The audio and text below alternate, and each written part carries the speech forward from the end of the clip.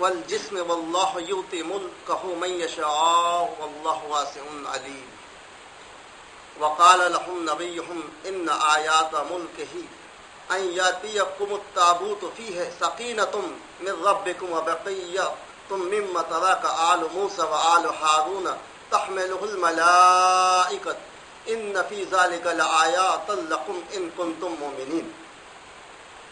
یہاں تک پڑھا ہوگا, یہ رکوع تک ہے نا. اس کے آگے فلما فصل طالوت بالجنود قال ان اللہ مبتلیکم بنہر فمن شرب منه فليس مني ومن لم يطعمه فإنه مني إلا من اغترف غرفة بيده فشربوا منه إلا قليلا منهم فلما جاوزه هو والذين آمنوا معه قالوا لا طاقة لنا اليوم بجالوت وجنوده قال الذين يظنون أنهم ملاقو الله كم من فئة قليلة غلبت فئة كثيرة بإذن الله والله مع الصابرين.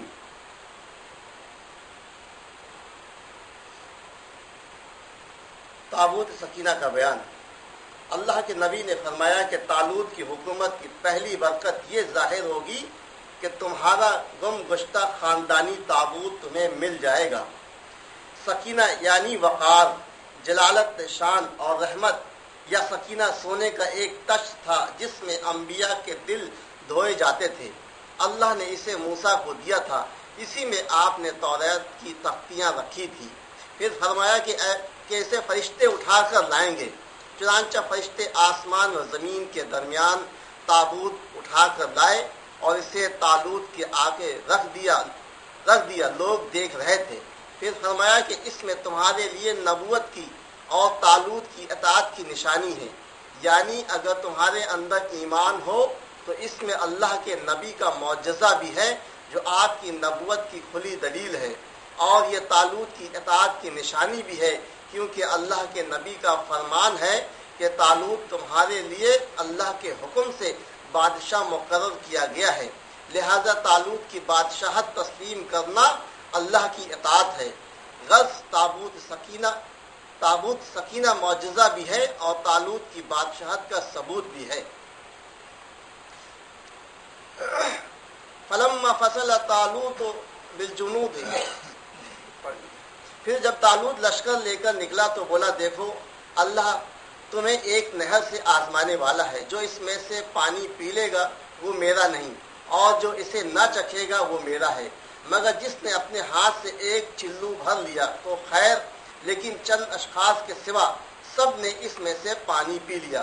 پھر جب طالوت نے اور اس کے ساتھیوں نے نہر عبور کر لی تو لوگ کہنے لگے آج ہم میں جالوت اور اس کی فوجوں سے لڑنے کی طاقت نہیں. اور جن کا اللہ کی ملاقات پر یقین تھا وہ بولے اکثر ایک چھوٹی سی جماعت اللہ کے حکم سے ایک بڑے لشکر پر غالب آ جاتی ہے اور اللہ کی مدد صبر والوں کے ساتھ ہے. یہودیوں کی ایک نہر سے آزمائش. جب یہودیوں نے طالوت کو بادشاہ مان لیا تو آپ 80,000 یہودیوں کا لشکر لے کر جہاد کے لیے روانہ ہوئے. روانہ ہوتے وقت آپ نے مجاہدوں کو تاکید فرما دی کہ راہ میں ایک دریا آ رہا ہے, اللہ اس دریا سے تمہارے صبر کی آزمائش فرمائے گا. ابن عباس رضی اللہ عنہ فرماتے ہیں یہ نہر اردن اور فلسطین کے درمیان تھی اور نہر شریعت کے نام سے مشہور تھی. اگر کسی نے اس نہر کا پانی پی لیا تو وہ ہمارے ساتھ جہاد میں شامل نہ ہوگا, برعکس اس کے جو پانی نہیں پیے گا اسے جہاد میں شامل ہونے کی اجازت ہے. ہاں سب کو ایک چلو پانی لینے کی اجازت ہے, لیکن چند اشخاص کے سوا سب نے حسب خواہش پانی پیا. 80,000 لشکر میں سے 76,000 نے پانی پی لیا اور 4,000 نے نہیں پیا. برا رضی اللہ تعالیٰ عنہ بن حازم فرماتے ہیں ہم سے بیان کیا جاتا ہے کہ بدر کے دن صحابہ بھی اصحاب طالوت کی طرح 313 رہ گئے تھے. اصحاب طالوت میں جو مومن تھے وہ نہر پار کر گئے تھے.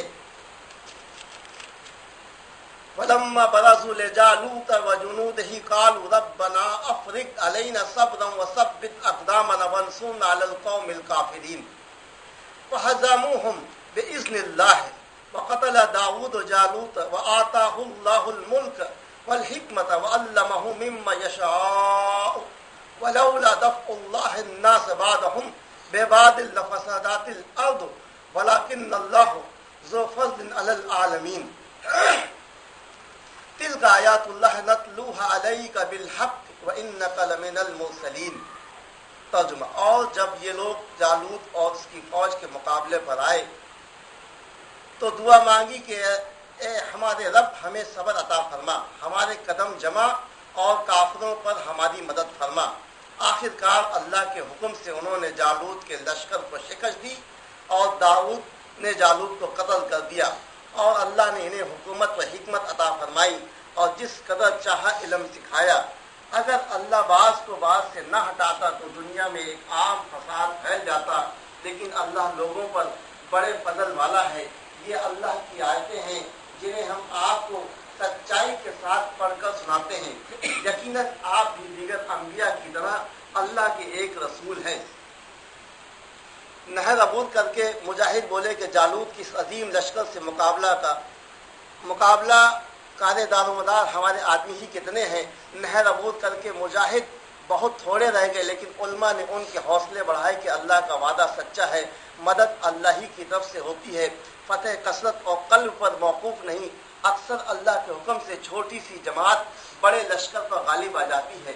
اللہ کی مدد صبر والوں کے ساتھ ہے، اور جس کے ساتھ اللہ کی مدد ہے اس کو فتح ہوگی۔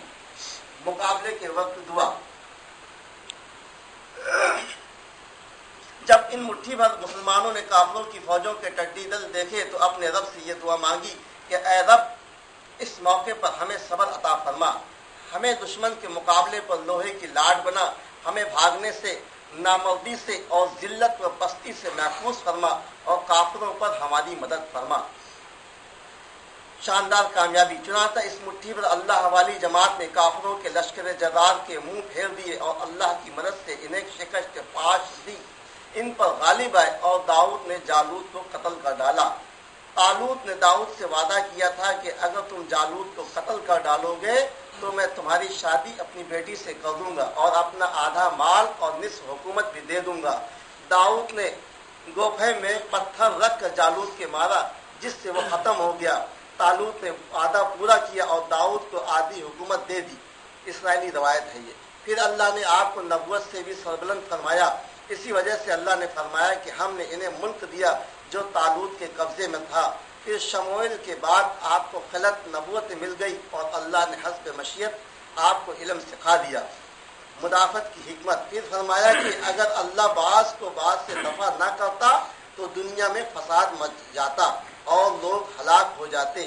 یہی حکمت تھی کہ اللہ نے داؤد جیسے جیال مجاہد کے ہاتھوں جالوت کو قتل کرا کر اسرائیلیوں کو عروج بخشا تاکہ امن قائم رہے۔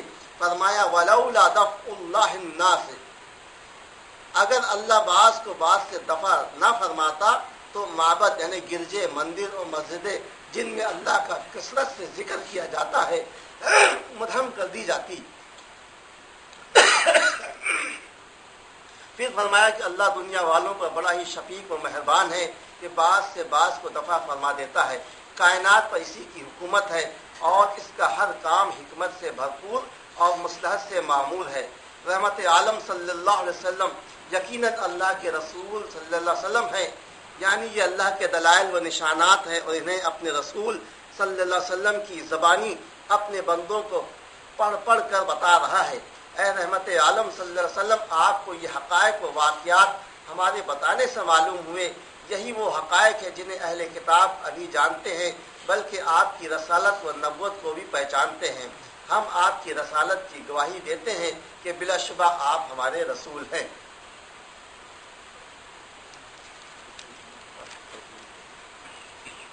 تلک الرسول فضلنا بعضهم على بعض منهم من کلام اللہ ورفع بعضهم درجات وآتینا عیسی ابن مریم البینات وأیدناه بروح القدس ولو شاء الله ما اقتتل الذین من بعدهم من بعد ما جاءتهم البینات ولكن اختلفوا فمنهم من آمن ومنهم من كفر ولو شاء الله ما اقتتلوا ولكن اللہ یفعل ما یرید۔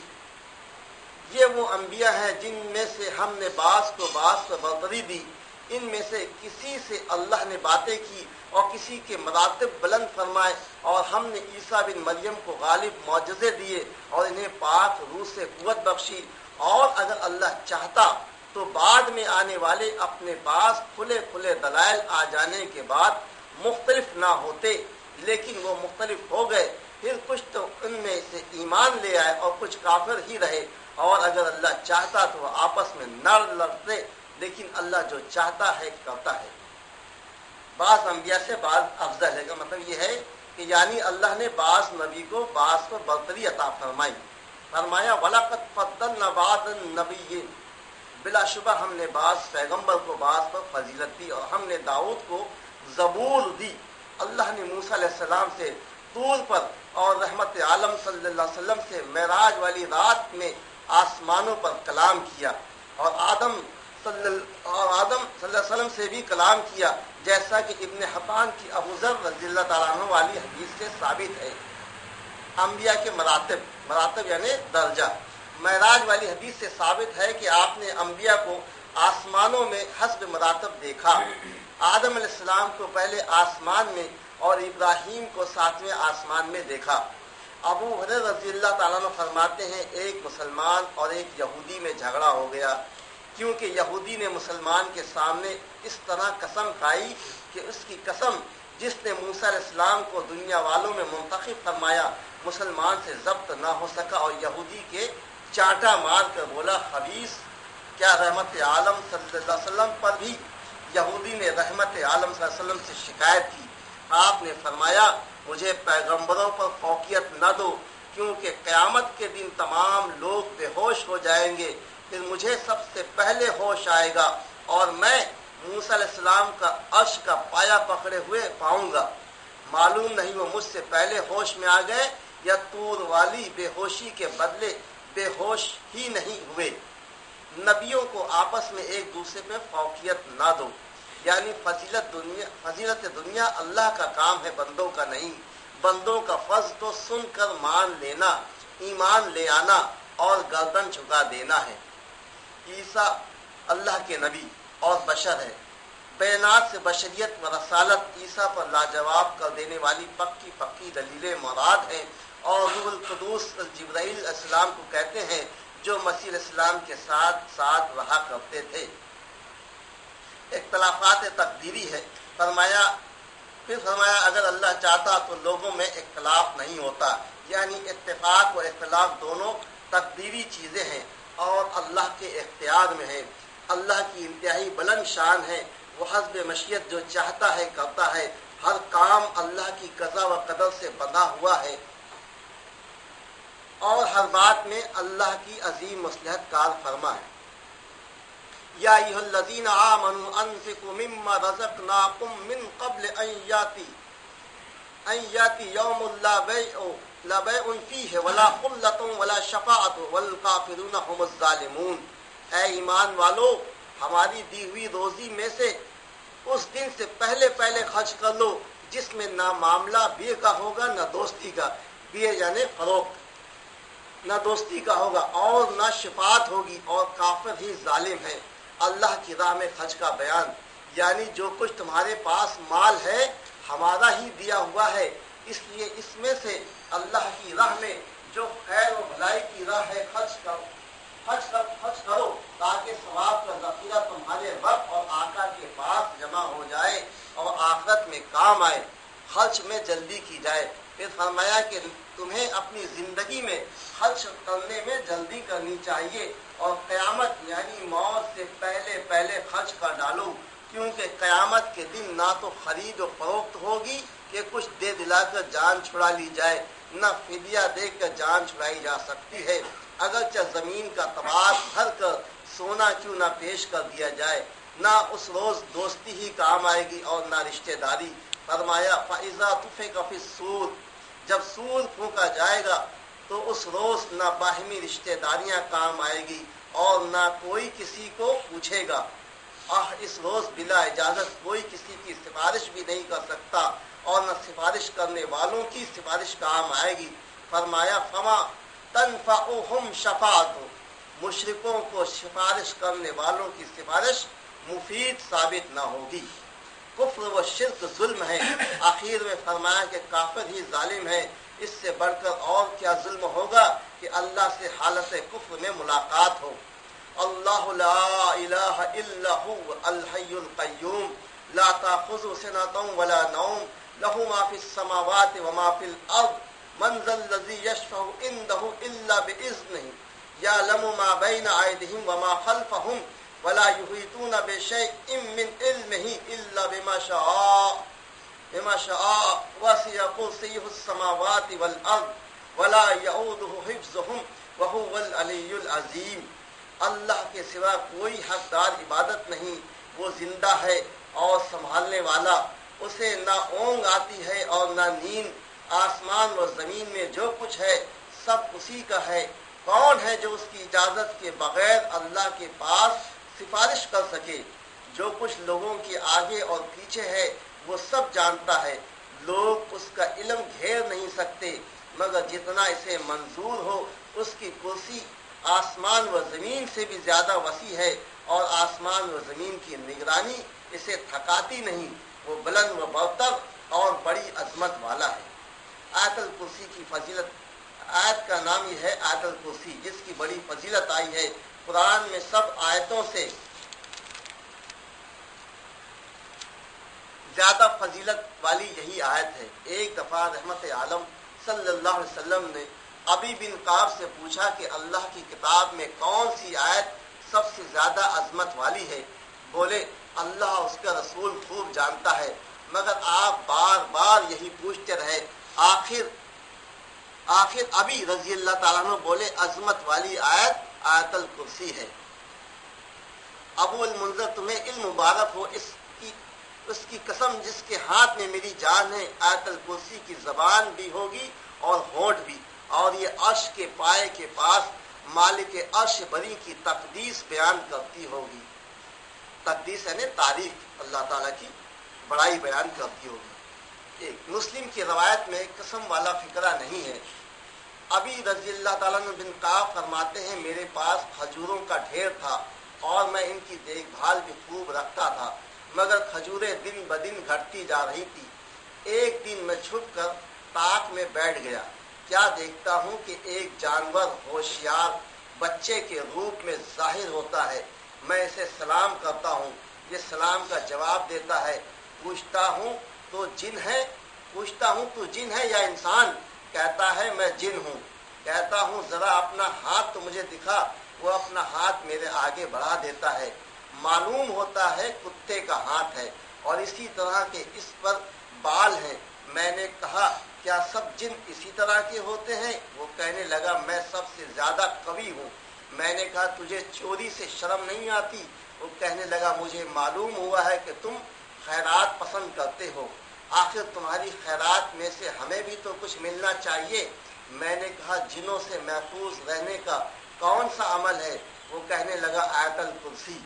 सुबह को मैंने रहमत आलम सल्लल्लाहु अलैहि वसल्लम से सारा माजरा बयान किया तो फरमाया खबीस ने बात तो सही बताई है।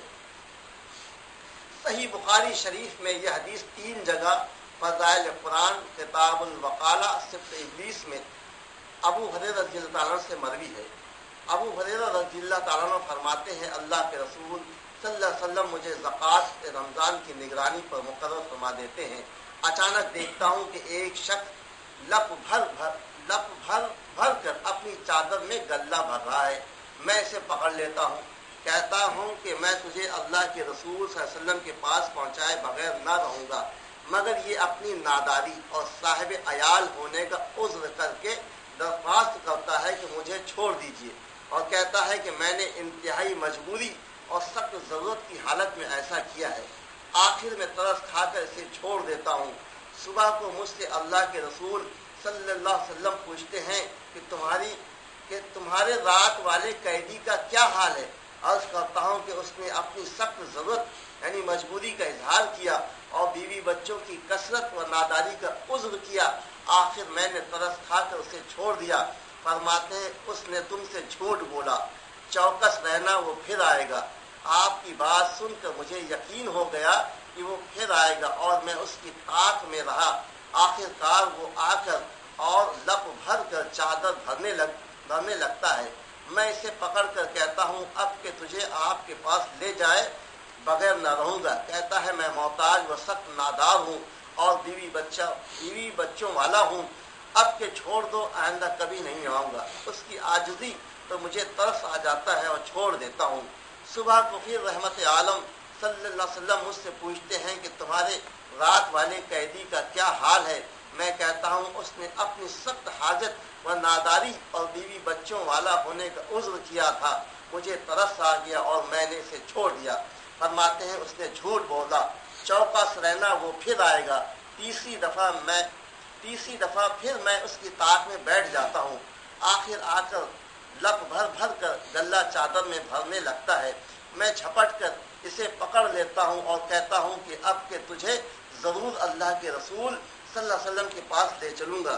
تو چوری کرتا ہوا تیسری دفعہ پکڑا گیا اور تو ہر دفعہ پھر نہ آنے کا اقرار کر جاتا ہے مگر پھر آ مرتا ہے.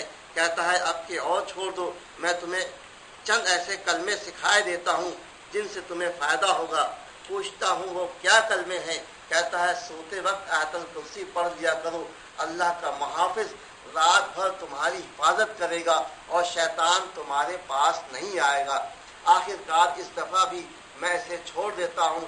صبح کو پھر آپ وسلم مجھ سے پوچھتے ہیں کہ تمہارے رات والے قیدی کا کیا حال ہے. عرض کرتا ہوں اس نے مجھے حفاظت کے چند کلمے بتائے ہیں اس لیے میں نے اسے چھوڑ دیا. پوچھتے ہیں کیا کلمے ہیں. عرض کرتا ہوں کہ حفاظت کے لیے سوتے وقت آیت الکرسی پڑھنے کو بتا گیا ہے. فرماتے ہیں بات تو اس نے صحیح بتائی مگر ہے وہ جھوٹا. جانتے ہو تم 3 رات کس سے باتیں کرتے رہے ہو. عرض کرتا ہوں نہیں. فرماتے ہیں وہ شیطان تھا. ایک اور واقعہ، ایک صحابی لوگوں کو واقعات سنایا کرتے تھے. جب بہت بھیڑ ہوتی تو چھت پر چڑھ کر تقریر کر دیا کرتے تھے. فرماتے ہیں ایک دفعہ مجھ سے اللہ کے رسول صلی اللہ علیہ وسلم نے پوچھا قرآن میں کون سی آیت زیادہ عظمت والی ہے. ایک شخص بولا آیت الکرسی. آپ صلی اللہ علیہ وسلم نے اپنا دست مبارک میرے کندھوں کے درمیان رکھ دیا جس کی ٹھنڈک میں نے اپنے سینے میں محسوس کی. یا یہ کہا کہ آپ نے اپنا ہاتھ میرے سینے پر رکھ دیا جس کی ٹھنڈک میں نے دونوں کندھوں کے درمیان محسوس کی اور فرمایا ابو المنذر تمہیں علم مبارک ہو. 5واں واقعہ، ایک دفعہ رحمت عالم صلی اللہ علیہ وسلم اجتماع مہاجرین میں تشریف لاتے ہیں. ایک شخص پوچھتا ہے کہ قرآن میں سب سے بڑی آیت کون سی ہے. فرماتے ہیں آیت الکرسی عبرانی کی. آیت الکرسی میں اسم اعظم ہے. اللہ کے رسول صلی اللہ علیہ وسلم نے فرمایا ان دونوں آیتوں میں اسم اعظم ہے اللہ لا الہ الا هو الحی القیوم. الف لام میم اللہ لا الہ الا هو الحی القیوم. اللہ کا نام اسم اعظم جسے پڑھ کر جس وقت بھی دعا کی جائے دعا ضرور قبول ہوتی ہے. ان 3 صورتوں میں ہے سورہ بقرہ 250، آل عمران 1 سے 3 اور سورہ طه 20 سے لے کے 111. فرائض کے بعد آیت الکرسی کی فضیلت. اللہ کے رسول صلی اللہ علیہ وسلم نے فرمایا جو ہر فرض کے بعد آیت الکرسی پڑھ لیتا ہے اسے جنت میں جانے سے موت کے علاوہ کوئی چیز نہیں روکتی. یہ حدیث ابن مردویہ نسائی. آیت الکرسی کے 10 کلمے. آیت الکرسی میں 10 کلمے ہیں. 1 اللہ کے سوا کوئی حقدار عبادت نہیں.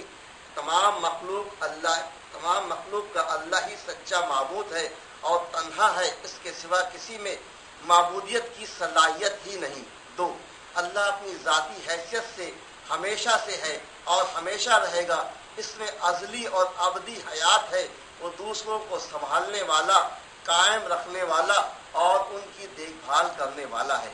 3 اللہ کو نہ اونگ آتی ہے اور نہ نیند، یعنی اللہ پر بے خبری کی یا عدم توجہی کی یا کسی قسم کے نقص کی کوئی سی حالت بھی طاری نہیں ہوتی، بلکہ اس کا علم ہر شخص پر اس کے عملوں کے ساتھ قائم رہتا ہے اور ہر چیز اسی پر آیا ہے. اس کی نگاہ سے کوئی چیز چھپی ہوئی نہیں ہے اور اس سے کوئی راز پوشیدہ نہیں. قیومیت ہی کا تمتا اونگ یا نیند کا آنا ہے، لہذا اللہ ہر وقت بیدار ہے، نیند تو نیند اسے اونگ بھی نہیں آتی۔ 4 آسمان و زمین میں اللہ ہی کی بادشاہت ہے، کائنات اسی کی مملوک ہے اور سب اسی کے غلام ہیں، اسی کے بندے ہیں اور اسی کے تصرف و اختیار میں ہیں۔ فرمایا ان کل من فی سورہ مریم، تمام آسمان و زمین والے رحمان کے پاس غلامانہ حیثیت سے آنے والے ہیں، اس نے انہیں شمار کر لیا ہے اور ایک ایک کو گن رکھا ہے۔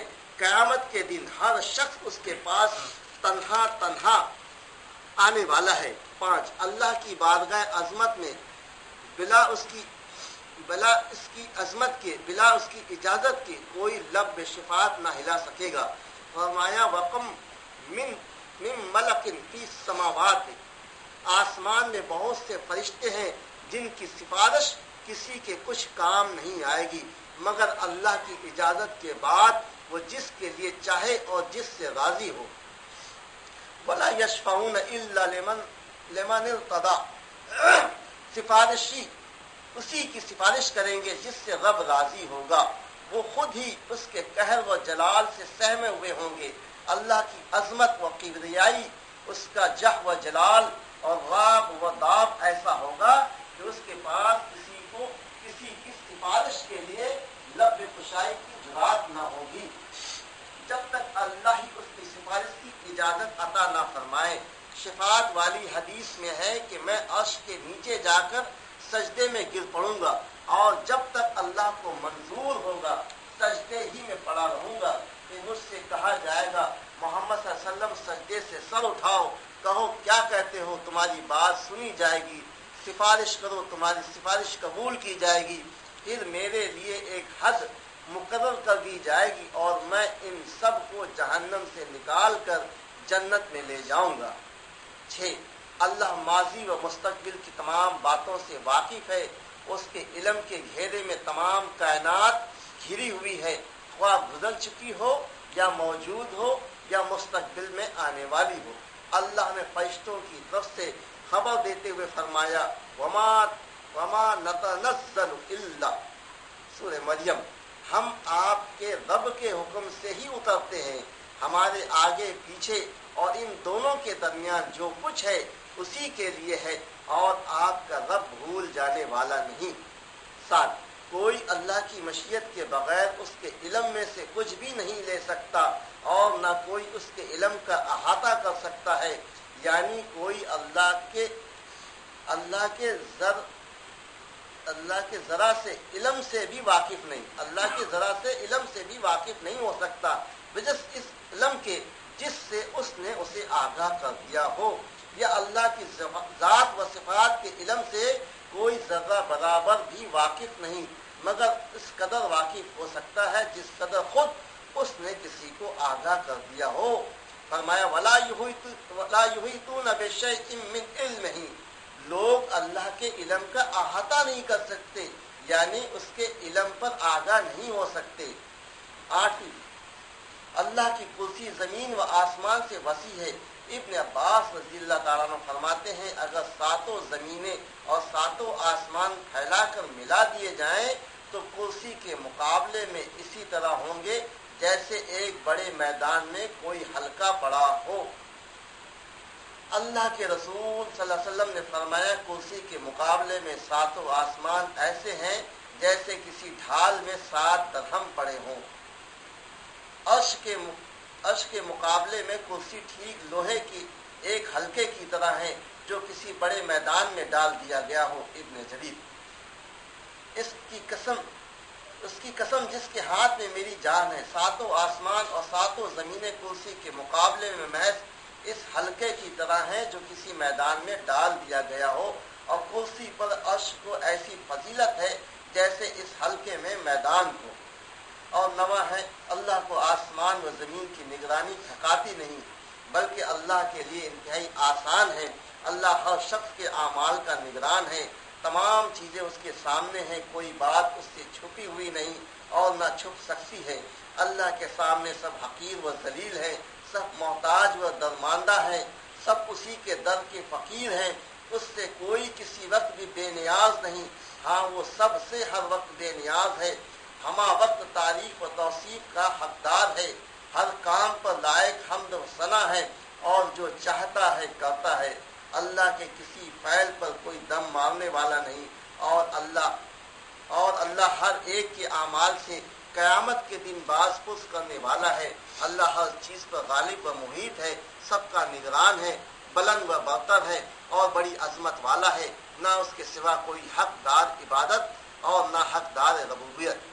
اور 10واں ہے یعنی اللہ بڑی بلندی اور بڑی عظمت والا ہے۔ فرمایا عالم الغیب والشہادت، اللہ چھپی کھلی باتوں کا عالم ہے اور بہت بڑا ہے اور انتہائی بلند ہے۔ ان آیتوں میں اور ان کے ہم معنی صحیح حدیثوں میں بہترین طریقہ سلف کا ہے کہ کیفیت و تشبیہ کے بغیر ان پر ایمان لے آؤ، ان کی کیفیت کی قرید نہ کرو اور اللہ کو تشبیہ سے منزہ سمجھو۔